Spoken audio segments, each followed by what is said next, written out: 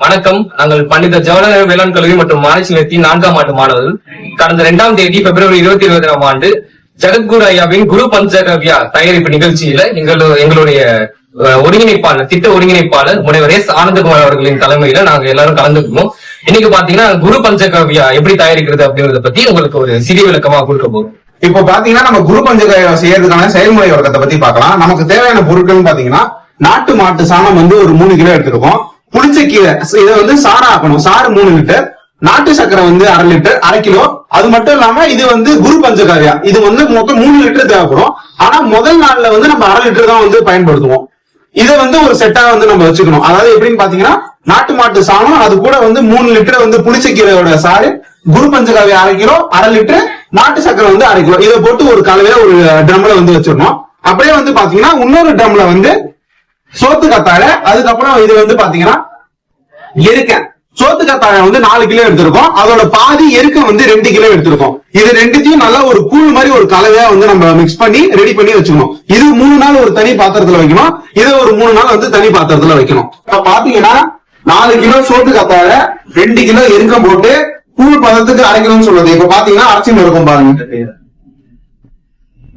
இப்ப பாத்தீங்கன்னா 3 லிட்டர் புளிச்சக்கீரை சாறு நம்ம சேர்க்கணும். அதுக்கு பாத்தீங்கன்னா நம்ம புளிச்சக்கீரை சாறு தயார் பண்ணிட்டு இருக்கோம்.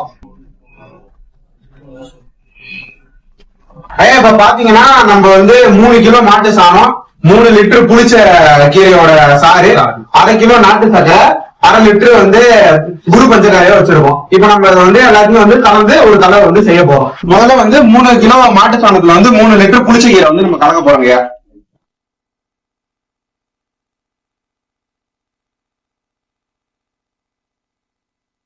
இப்ப 1/2 கிலோ நாட்டு சக்கரை நம்ம 3 கிலோ கலக்கணுங்க. 3 நாட்டு சக்கரை கலக்க போறோம்.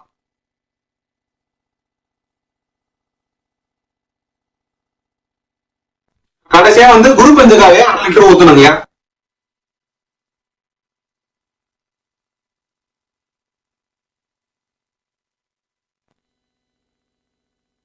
இப்ப இது பாத்தீங்கன்னா 3 கிலோ மாட்டு சாணம், 1/2 கிலோ நாட்டு சக்கரை, 1/2 லிட்டர் குரு பஞ்சகவ்யம், அது இல்லாம புளிச்சக்கீரை சாறு 3 லிட்டர் சேர்ந்த ஒரு கலவை ரெடியா இருக்குங்க.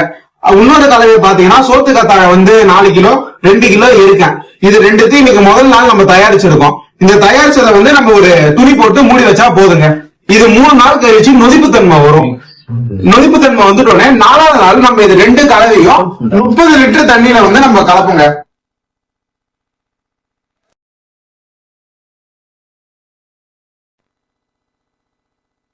இது நிலத்தடி நீர், போர் தண்ணி, சோத்து கத்தாழையும் எருக்கமும் கலந்த பிளஸ் நாட்டு சக்கரை.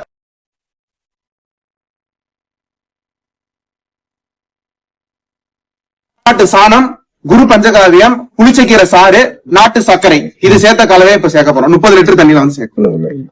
அதுல கைப்பிடி மண்ணு போட்டுருக்கீங்களா? அது பின்னாடி இதுக்கப்புறம் அது கடைசியில இதுல சேர்க்கறது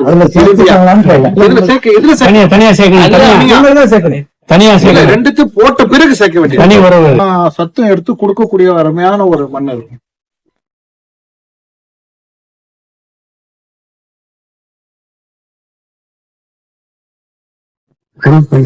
சேர்க்கிறீங்க. இதை மட்டும் தான் முன்னாடி தயார் பண்ணி வச்சு மட்டும் வாங்கி சரி.